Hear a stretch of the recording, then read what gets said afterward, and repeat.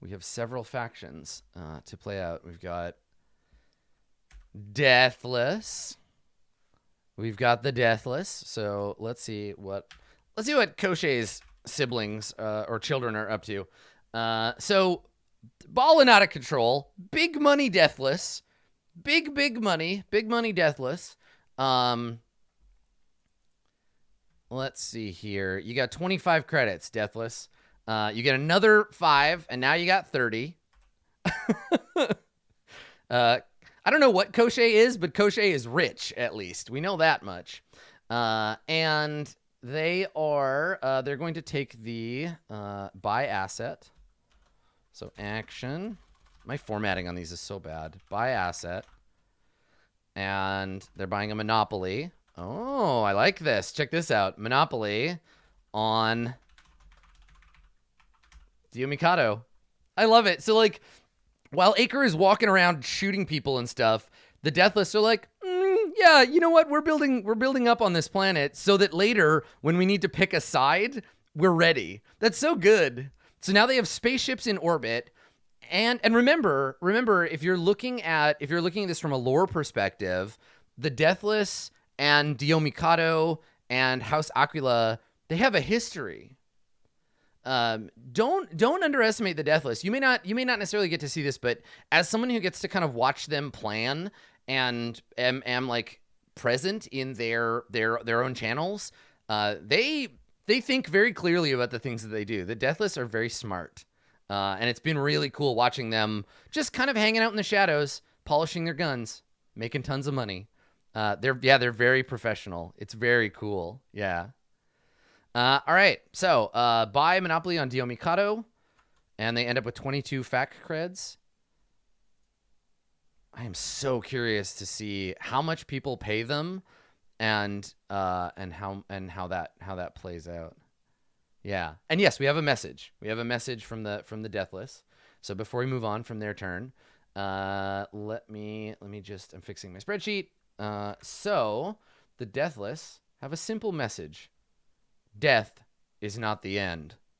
Life is just beginning.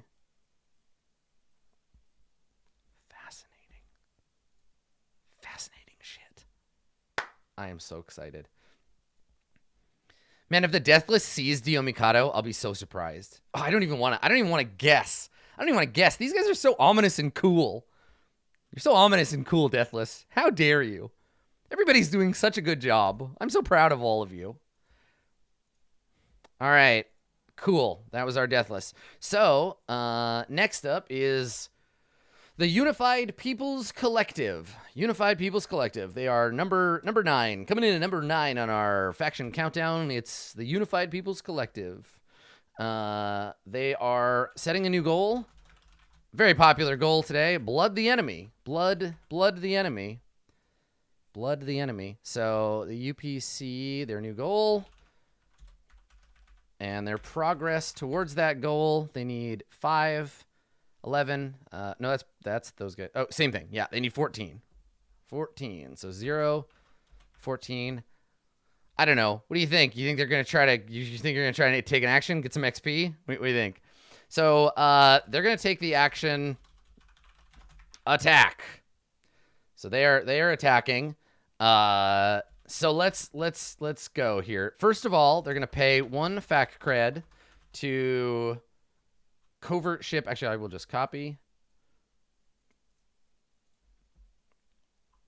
They're going to pay 1 FAC cred to move their lawyers from Snake Planet to the Blue Forest. So they're moving to Aomori. House Reticulum. House Reticulum. Look out. All right. So let's move that. UPC lawyers get moved to Aomori in the Alvaro system. Okay. All right. And then they begin their attacks. So on Aomori, let's sort by Aomori here. There's a lot going on. So there are seditionists, there are psychic assassins, there's a demagogue, there are lawyers. It's a whole thing. I think we can clear this because they're not attached to those Space Marines anymore. And yes, when they attack, they get de-stealth. That's right. So let me hold on. Let me clear my comment here. How do I do that? Is that a comment or a note? I guess I can resolve it. There we go. Okay. All right. So their attacks consist of lawyers, psychic assassins, and demagogues. So all three of these, three separate attacks on Aomori, and the Houses Minor. They're all attacking the Houses Minor. Sorry if that's not clear. Yeah, all targets, Houses Minor. The Houses Minor are getting beat on this turn. They can defend with their Book of Secrets. They can defend with their Base of Influence. Yeah, there's some shit going on. So here we go. UPC. So their first attack is the lawyers. The lawyers on Aomori. So the lawyers uncloak. They de-stealth. Okay. All right. So de-stealth lawyers. So let me make a note of what the roles are here. Okay. UPC versus the Houses Minor. Friday. Only an Acheron row. So the UPC, it's going to be the lawyers are a cunning versus wealth. So cunning versus wealth, it is 6 versus 7.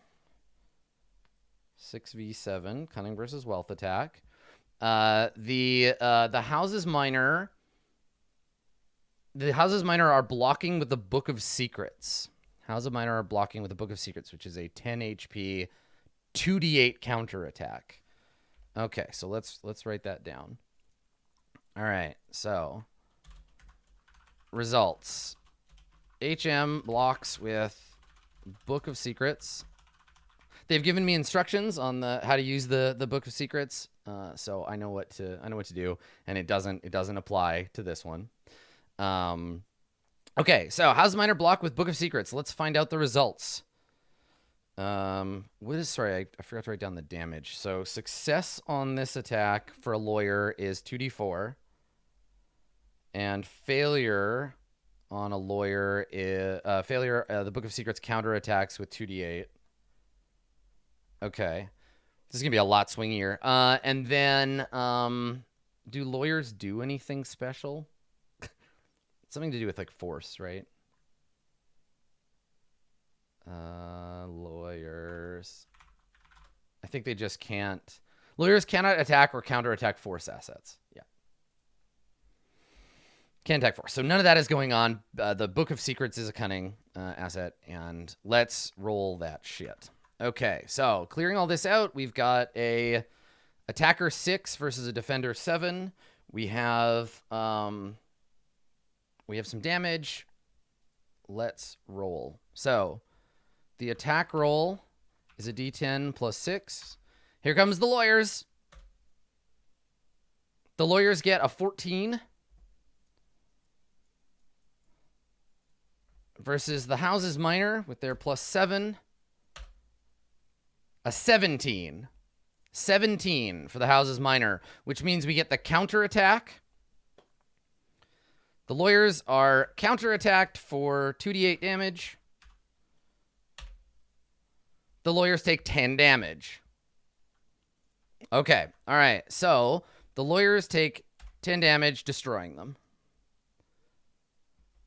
You're a lawyer, but they've got a Book of Secrets. Okay. So that means HM blocks with House of Secrets. Attack fails. 10 damage to lawyers, destroying them. Which gives the Houses Minor blood another 4. Was it 4 points of blood? How many hit points do lawyers have? It's a very big book. 4 points. Yes, that's right. Okay, so 4 points of progress. The Houses Minor are going to win this defensively. Up here, these guys. So that's up to 9. Okay, great. Nice. Next attack. The second attack is Psychic Assassins. So the Psychic Assassins asset uncloaks. It is Cunning versus Cunning. So CVC, which is a 6 on 7 again. Success by the part of the psychic assassins does 2d6 plus 2 damage. The Houses Minor have chosen to defend with their Book of Secrets. So a failure is 2d8 damage, the Book of Secrets. So let me write that down. So HM blocks with Book of Secrets. And then the results. Now, if there's a success on this, I have a tool. Like if they succeed at the attack, I have a tool for letting me know what die to reload or to reroll with the Book of Secrets. And I love, God bless you for just making a calculator for me. Like, seriously, like it's the best. Like automation tools are so good. User required, mwah. You're great. Thank you for that. So now I have a tool. All I have to do is just put in the numbers and it'll tell me mathematically what to roll. So that's awesome. Okay. Yeah, it saved me from the hassle of the last time I had to fuck with this. All right. So let's see. We're going to roll 6v7 again. Here is our attacker's roll. So D10 plus 6. This is the UPC, Psychic Assassins. They get an 8. Here's the defense. An 11. Okay, 8 versus 11. UPC not having the same luck that the Acre Corporation did. So the results here are, it's a failure. The UPC's assassins take 2d8 damage. They take 14 damage. Fail, 14 damage. To Sci-Ass, which I believe destroys them as well. Oh, it sure does. They only have 4 hit points. Okay. Assassin's down. All right. So that means another 4 points for the Houses Minor. Bring them up to 13. Okay. Hella destroying them. All right. Lastly, listen, if the law doesn't work... And if assassinations don't work, you just got to talk shit. So lastly, it's the Demagogue. Same thing. The Demagogue is being blocked by the Book of Secrets. The Book of Seacrest. And we will see what the Book of Secrets has to say about this. So the Demagogue uncloaks. The Demagogue is a cunning versus cunning. So same roll again. Cunning versus cunning. 6v7.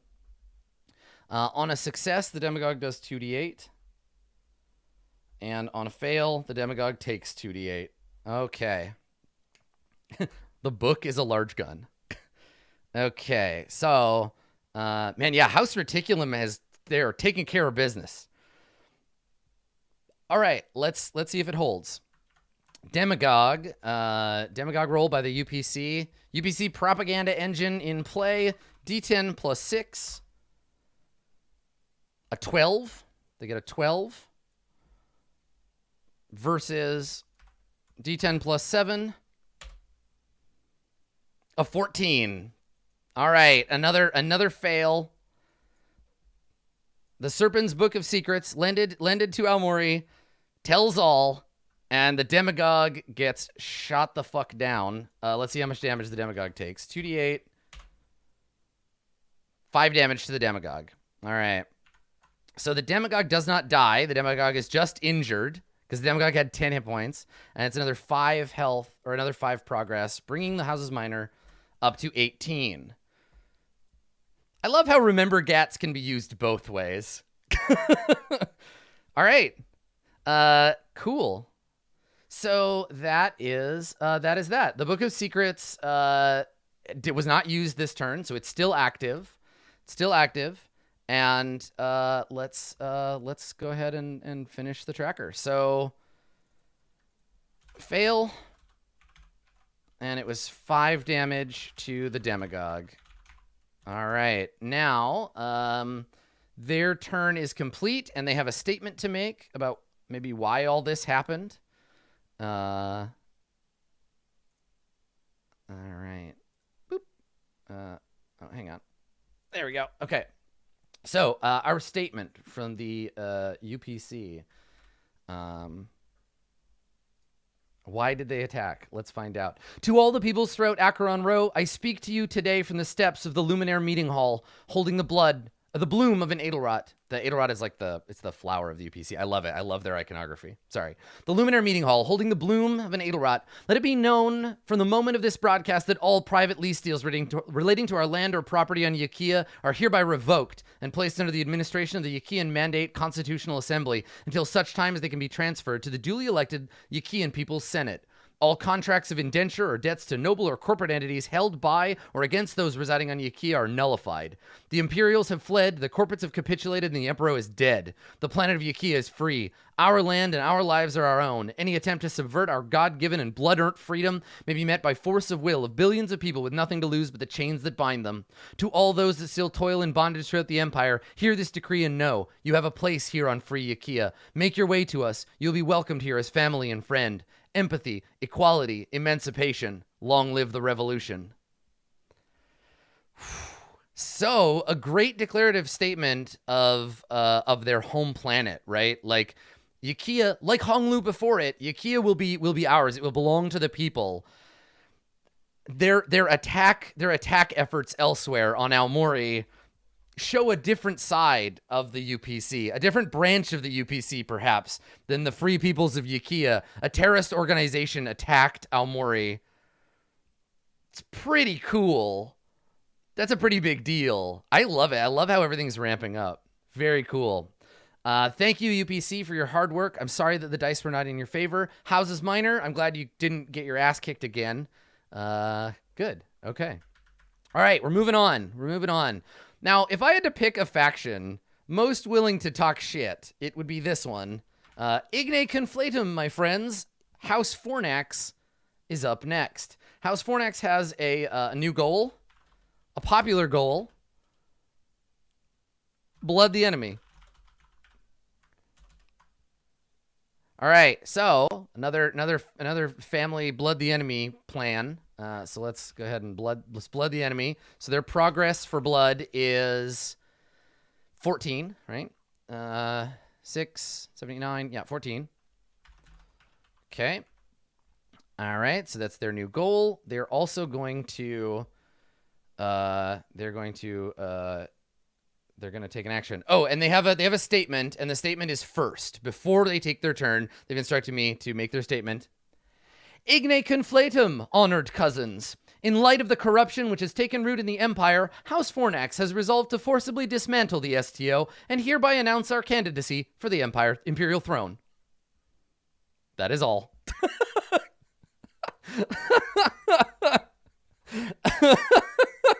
I love it. They're just like, listen, we got 2 sentences for you. Fuck the STO. We want to be in charge. End statement. All right.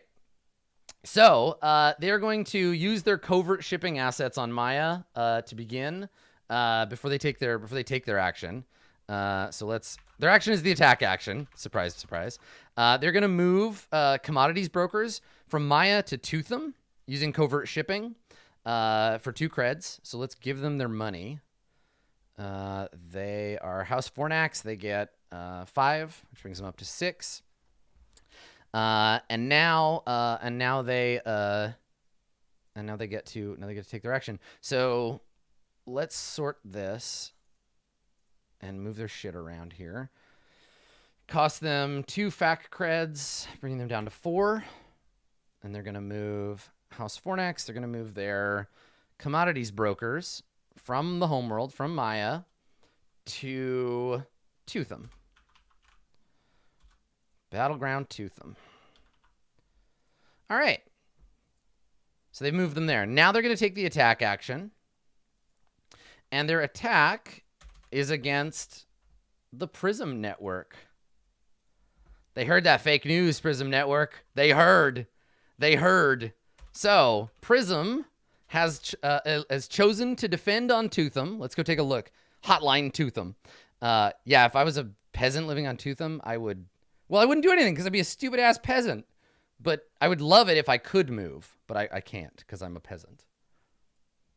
All right, so the Imperial House, Fornax's business folks show up on Tootham, which has been just a shit show lately. There's a lot going on here. Vagrant, Prism Network, Fornax. There's some marketing men from the Red Dogs Triad. So anyway, House Fornax with their brokers. The Prism Network has a party machine, a covert transit net, and a base of influence. So there's 2 separate attacks. Let's break this into 2. Who doesn't love psychic fungi? All right. So let's do the thing. All right. So blood the enemy, move their credit, move their brokers, attack Prism. Prism has elected to defend with their PM party machine. So Prism defends on the first one. Prism defends with party machine. The party's over, I guess, is the message here.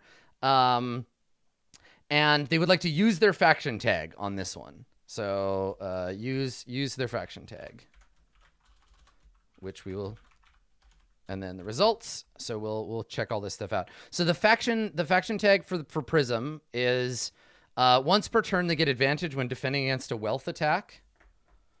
So let's take a look. I'm gonna write my new notes here. So Fornax v Prism. Okay. You want to know something funny? So this is just like a completely random side note. My watch tracked my heart rate, and I looked back at some historical data this morning. Every time I do a faction turn, my heart rate is like 20% higher than the average resting heart rate. Like 20 to 25% chance. Literally every time we do one of these. So I'm right there with you. I'm right there with you. Okay, so House Fornax. This is a advantage on this first one. They are attacking with a commodities broker, which is a wealth v wealth attack. WVW, which is Fornax versus Prism. Fornax has wealth 3. Prism has wealth. Hold on. No, Fornax has wealth 6. Sorry. Prism is wealth 5. So 6v5. And in this case, Prism has advantage. On a success, yeah, I know, you're rich. It's cunning 3, right? You're not Crux. Okay, so on a success, it's 2d8.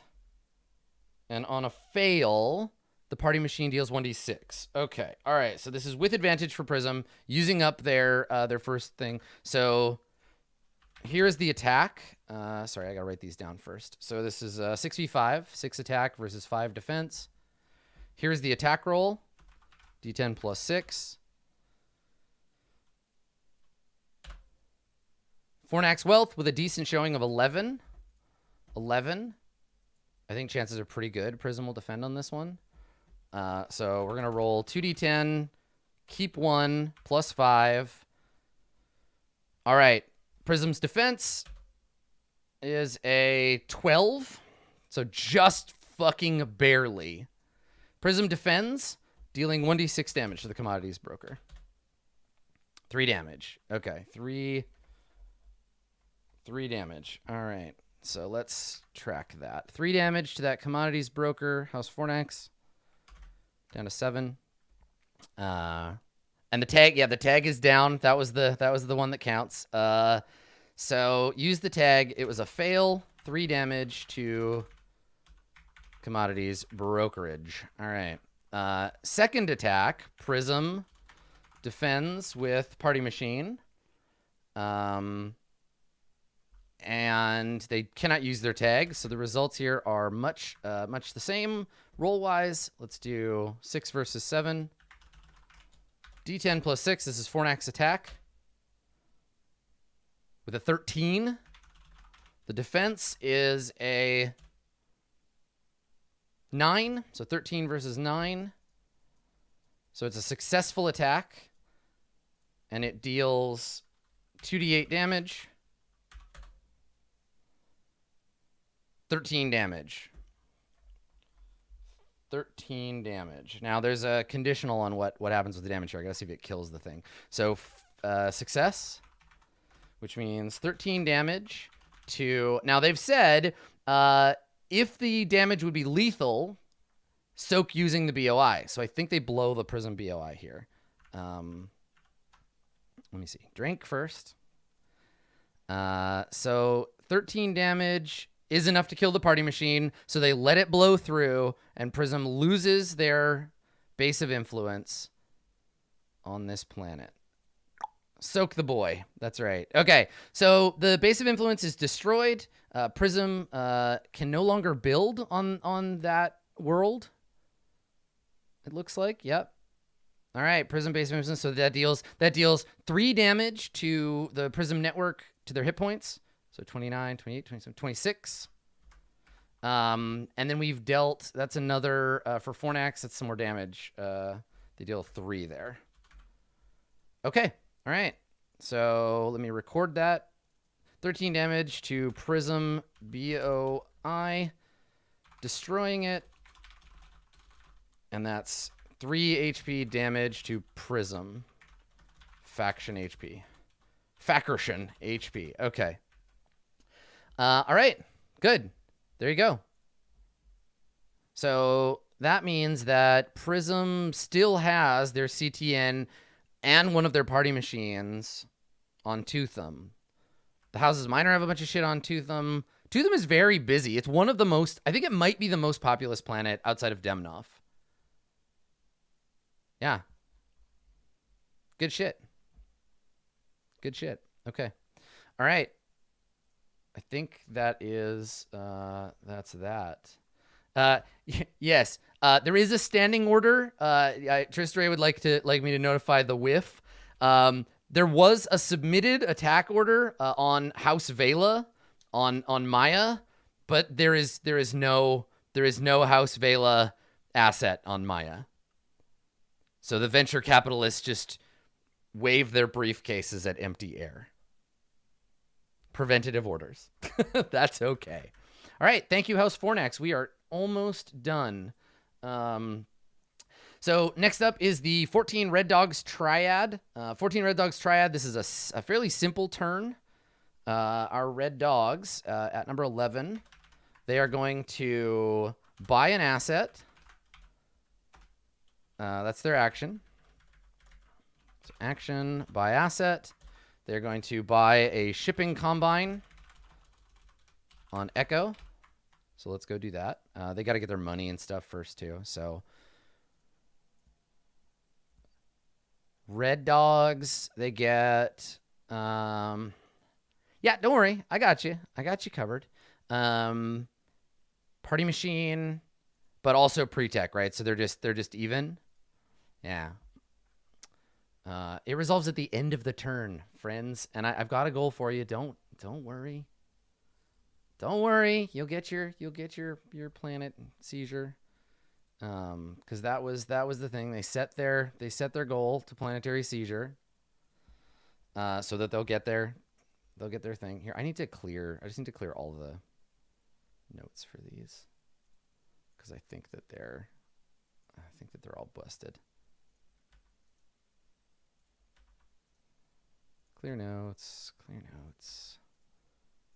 Okay, all right. So, planetary seizure, because that's what they're doing. They're seizing Gleipnir. They had no goal, so they get that for the free at the beginning. They get 4 more credits, which brings them up to 10.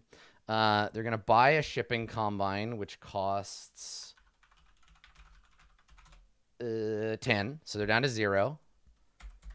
They get that shipping combine on Echo, because they have a base of influence there. Yep, on Echo. And it's going to be a secret, because they have secretive. So shipping combine, which is stealthed on Echo. Nope. There we go. In Aeropay.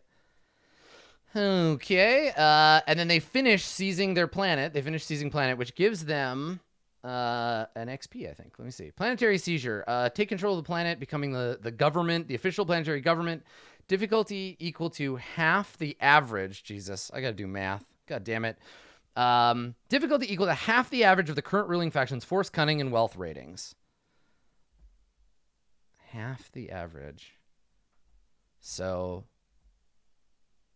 5, 11, Where's my fucking calculator? Ugh. And that's the defending. No, it's. Oh, here we go. If the planet, I should have read one more sentence. If it lacks an opposing faction to resist, it counts as 1. Perfect. That's why you always read the whole thing first. Okay, so C's planet is complete. Let me just give them. Let me give the note here. Buy a shipping combine and Echo. Complete goal. C's planet, which makes them planetary government of the planet formerly known as Gleipnir, because they have a statement to make. I love this. Literally, the Red Dogs Triad, they now are the official government of the planet. They own the prison planet, and they're the mob owns the prison planet. They own the Imperial prison planet full of criminals. This officially begins, and I haven't decided how long it will take. This begins the countdown for discovering the secrets of the Imperial prison facility. The Red Dogs Triad are now digging into what's going on that planet, and I've begun a secret countdown. And in the future, if you still control it, at the end of this countdown, you will discover some things about this prison planet. It is one of my canon mysteries, and you have now stuck the key in the lock, and we are heading into that dark secret. So I will reveal to you what is going on as you dig through it. I'll tell you what you learn. Cool. Okay, so they are the official planetary government of Gleipnir, and they got their experience. They have a statement to read, and then we will move on. We got 2 more to go. 14 Red Dogs Triad have released this statement. Acheron Row, we come bearing victory. We officially announce the total subjugation of the revolt. Prisoners are back in their restraints. The mission was challenging, and thanks to the vigilant aid of the Crux Wardens and other valuable assets like the Red Dogs Bora Initiative and our associates in the STO, we have overcome. With this bloody conflict behind us and unity forged in flames, we wish to announce the designation of our new headquarters, the new home of Gleipnir Incorporated. Signed, the Chain Agency, Bound in Darkness. That is an ominous thing to say, Bound in Darkness. I don't know if I would want a corporation. McDonald's, Bound in Darkness. Burger King, we know your secrets. All right, so Gleipnir, the planet's name is now Gleipnir Incorporated. So let's change that. Imperial Corrections Facility Gleipnir is now Gleipnir Incorporated. Okay, which means I have to go back to the asset tracker and change all of that. Let's see. Where is it? Okay. Gleipnir Incorporated. Good. Okay, Prison Planet Gleipnir. Gleip Inc. And then I have to go one last place. Somebody needs to update the wiki. The planet formerly known as... where is it? Imperial Corrections Facility Gleipnir is now...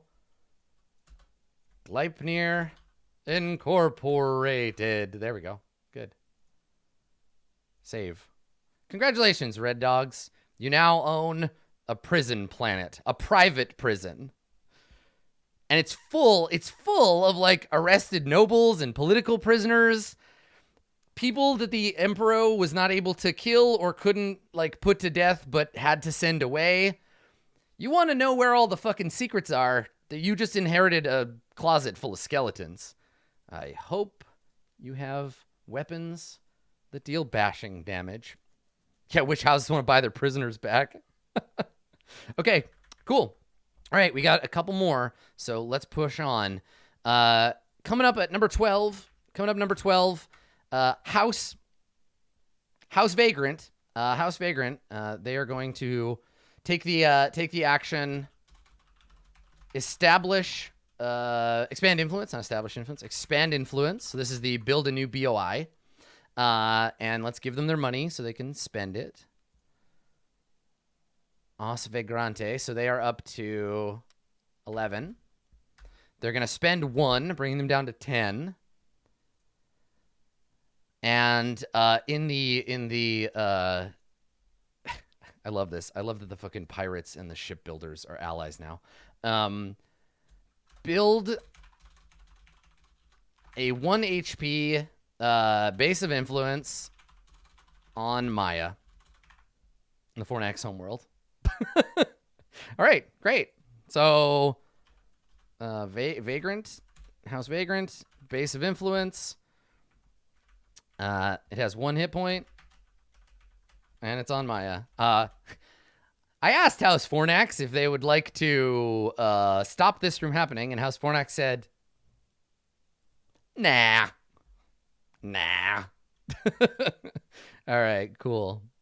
So, House Vagrant, they've still got Blood the Enemy up as their goal. That's fine.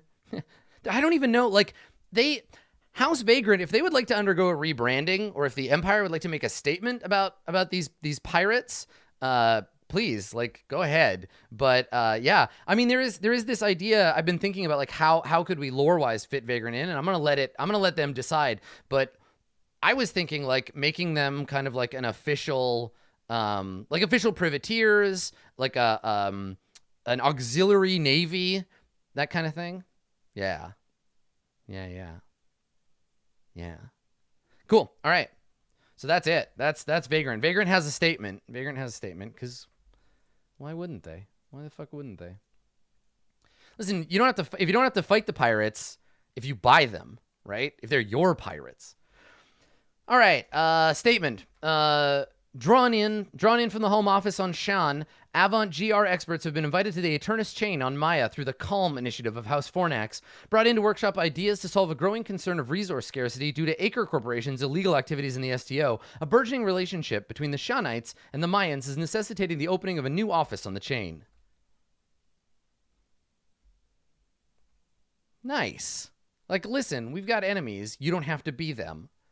Come here, build a thing. Turn over a new leaf. And I love Vagrant putting themselves up as, like, the people of Shan here. Yeah. Cool. All right. So, last, certainly not least, most complex, we have, don't worry, we got like a full 20 minutes to do this turn if we need it. Much pummeled. Many times bonked on. We have our friends in the Houses Minor doing that hard diplomacy work. All right, Houses Minor. It's not that long. Listen, it's only long because there's so much shit to do. You guys have a lot of assets. There's a lot of movement. All right, so they get income. Let's get their income here first.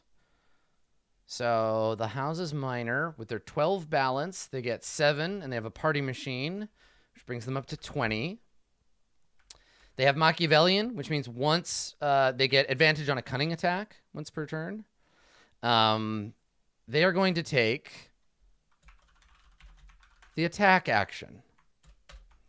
All right, so here we go. Before they take their attack action, they take, and yeah, seriously, like giving me the Houses Minor. If the Houses Minor gave me as little detail as some of the other factions did on their turn, I would never be able to do this. Houses Minor, thank you for all the detail. Also, let's see what happens. So first of all, they're going to use their transit web to move an asset. So they're going to move the treachery asset from Andophiel to Almori. I think this is the Almori counterattack. So this brings it down to 19. So they are moving treachery. Houses Minor, where are you? There you are. Okay, so the Houses Minor, they're moving their treachery from Andophiel to Almori. Cool. Okay. Then they're going to attack.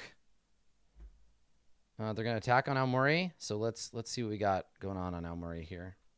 So attack on Almori, and this treachery asset doesn't target an enemy faction.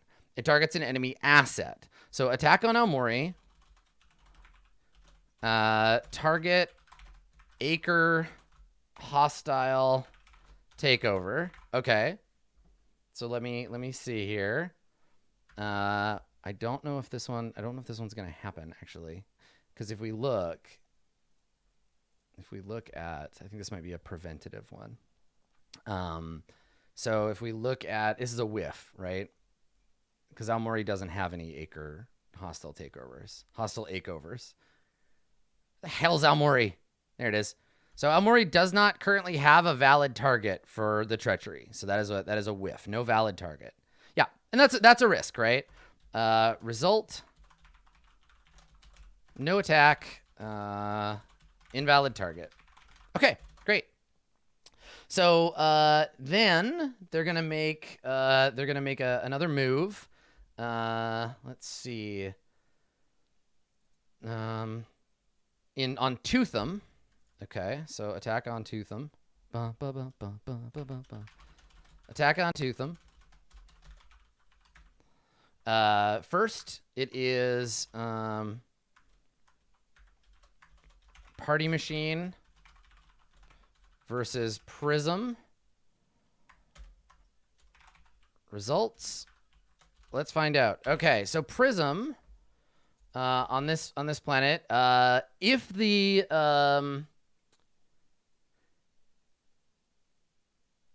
let's see. Okay. So it says here, Prism is, if the base of influence is destroyed, defend with the covert transit net. Else, continue to defend with PM, using the BOI as a safety net. Okay, all right, so they are going to, let's see, defend with covert transit net, because that's what they said. If the BOI is destroyed. Okay, so if the BOI is destroyed, use the covert transit net. Okay, all right. So let's take a look on Aomori here. This is a, let's see, and yeah, this attack is Machiavellian. Yeah, because they said their first attack, which is this one. Okay, covert transit net versus Party Machine. So Party Machine.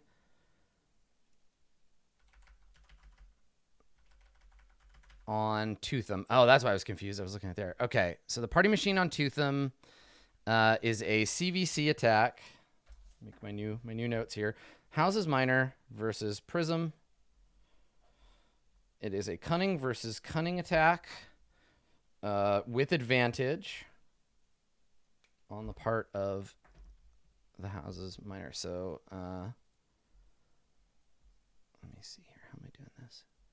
Right, use, okay. HM to use Machiavellian. All right, now we figure the results. Okay, so it's Cunning versus Cunning. Prism in the House of Minor, 7 on 6. 7 attack versus 6. With advantage on the 7. Damage on a success is 2d6, and on a fail, counterattack damage of a covert transit network is none. Okay, nothing on a fail. All right. Yeah, you can't see the force attribute. Don't worry about it right now. It's cool. They're not using it. All right. So here we go. It is 7 on 6. Houses Minor attacking. 2d10, K1, plus 7. Away we go. Oh boy. Wow. Wow. Fucking wow. Okay, they got a 9. They got a 9. So that's a little tense. All right, a d10 plus 6. A 15. All right, 9 versus 15. Defenders, no counterattack, and that's it. Okay. All right, so it was a fail. No counterattack. Right. All right, so second attack is... let's see here. Second attack is a hostile takeover. Hostile takeover. Now, hostile takeover is special because if it defeats it, it steals the asset, right? So hostile takeover is a wealth on wealth. Okay. Wealth versus wealth on Prism. So that is 7. How rich is Prism?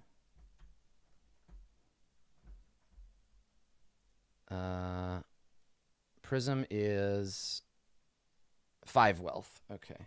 7 versus 5. Failure is nothing. Success is 2d10. It's very swingy. All right, Houses Minor. Good fucking luck. All right, so this is Hostile Takeover versus Prism. Result is Defend with CTN. Results. Let's find out. All right, so here's the attack roll. This is a 7-on-5 roll. 7 versus 5, so D10 plus 7. Houses Minor attack roll. Comes in at a whopping 9. A 9 for the Houses Minor. Oh, Prism, you're so fucking lucky. All right, and then a plus 5 for Prism. Ooh, shit, it's a 6. It's a critical fumble. 9v6. All right, so it's a hit. It's a hit. Now let's see how much the CTN, let's see how much damage the CTN is going to take. So let's see here. They have, the CTN has it has 15. Okay, so they might be able to kill it. They might be able to kill it. Let's find out. So 2d10, there's got to be a big roll. Here we go. Will they steal it? They got a, what, 25% chance? I don't know. My math is terrible. Here we go. 17 damage. 17 damage. All right. So a 17 damage to the covert transit net of the Prism network would normally bring it to 0. So that means, let's see, defend with CTN. It was a success. 17 damage to CTN. Let me read for you the hostile takeover. Hostile takeover. If it reduces you...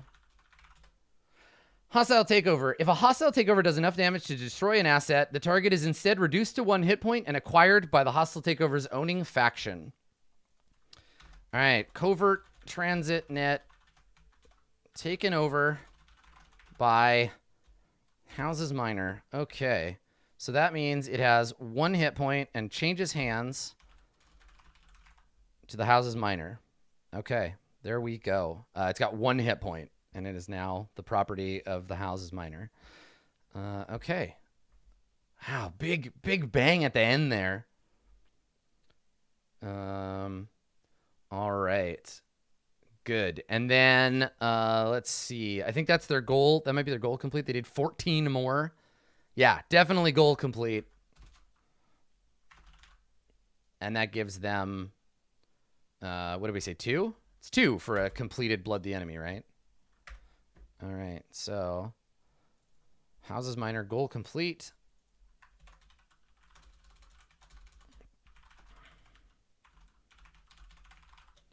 Okay, Houses Minor goal complete, and I believe they have a statement to read. They did have another attack. They did have another attack that they wanted to make. Oh no, they've some movement. They've got some movement. That's right. We're not done yet. So using their transit web, they are going to move a bunch of shit around. So 4 faction credits later. 4 fac creds later. Sorry, Houses Minor, I almost missed your movement. So they're down to 15. They're going to move. Let's move a ton of shit here. Weep. All right. So, popular movement and pre-tech manufactories from Hroa to Almori. So let me sort by you again. Okay. So popular movement. Houses Minor. Here we go. Okay. Popular movement on Hroa to Almori. And then... Party Machine from and also the pre-tech manufactory. Okay, to Almori. Okay. Good. Okay. And then Party Machine from Tootham to Lodestone. Tootham to Lodestone. Okay. Pre-tech manufactories from Lovelace to Tiber. Pre-tech manufacturing from Lovelace to Tiber. Going to the there we go. Okay, going to Tax Planet. And then hostile takeover from Tootham to Endophiel. So it's a strike and move. Hostile takeover from Tootham to Endophiel. Okay. All right. So I'm going to make a quick note for the High Church. High Church, I'm going to need you to remind me. I'm putting a little note here that you're separate. High Church of Messiah as Emperor, when we start your turn, remind me to do the Panopticon check. Okay? Because the Panopticon check's at the beginning of your turn. Okay? Try to remind me. Okay. Anyway, finishing up the final faction turn, we've got an ending statement. For a millennium, the noble-blooded houses of the Empire have been the shepherds of Acheron Row sector and its people. Some centuries ago, those same noble houses saw fit to bestow a modicum of this God-given responsibility on their lessers as a gesture of charity, in the hope that this noble burden might enrich their thinner blood. To our great sadness, it has become clear that the noble representatives of the Astral Synedrium, that these same lessers have forgotten their place. Security forces of the Acre Corporation have been so presumptuous as to violate the sovereign space of the noble house Aquila, and the Prism Network has chosen to neglect their commission for information distribution throughout the sector. The STO have revealed themselves as an organization derelict in their very mission statement. As such, the Astral Synedrium has deemed it necessary to enact immediate and severe legal and economic sanctions upon the STO and its member factions. May they soon remember the virtue of propriety.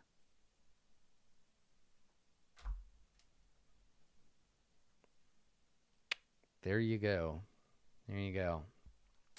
So that is the word. That is the word from the Astral Synedrium of the Houses Minor. And that, my friends, has been our faction turn. Now, I want to do a quick math check. Somebody's been bothering me about the UPC. The UPC, your credits... Let me see. I can't remember what you started at is the thing. This is why I need people to give me these reminders. Let me take a look at the UPC. Did you give me a reminder? Because God knows I forget shit. You did not. You did not tell me what your starting credits were. But you currently have... Let's see. You have 5. Oh, yeah. You should be... Yeah, you should be lower. Or higher, I mean, because you didn't buy anything this turn, right? So yeah, you should have 9. You're right, because you didn't start with 1, did you? You know what? Fuck it. I'll go back through the VODs and I'll fix it. We'll take a look. But I think you should have. You should have. I'm gonna set you at 8. Because you spent 1 for the covert shipping. Yes. Yeah. And I did charge the Houses Minor. Houses Minor started at 20 and came down from there. So I think we're good. As always, little fiddly bits like this are easy enough to adjust. God knows you're going to be making trades and what have you. But congratulations, everybody, on a great fact turn. What I want most out of the conflict in this universe is that it feels like if you plan correctly, you still have a chance to lose, to fail. I want the numbers to matter, and I think in this turn they really did. I feel like we saw the Houses Minor take a big hit. We saw Acre take a stride forward on Diomikado, but then at the end we saw the Houses Minor come back. I think it's been pretty cool, and it feels like a fairly bumpy turn, which I like. There's going to be obviously some changes to the rest of the ongoing faction stuff. There'll be alliance adjustments. If you were watching this live, if you're watching this on the 28th,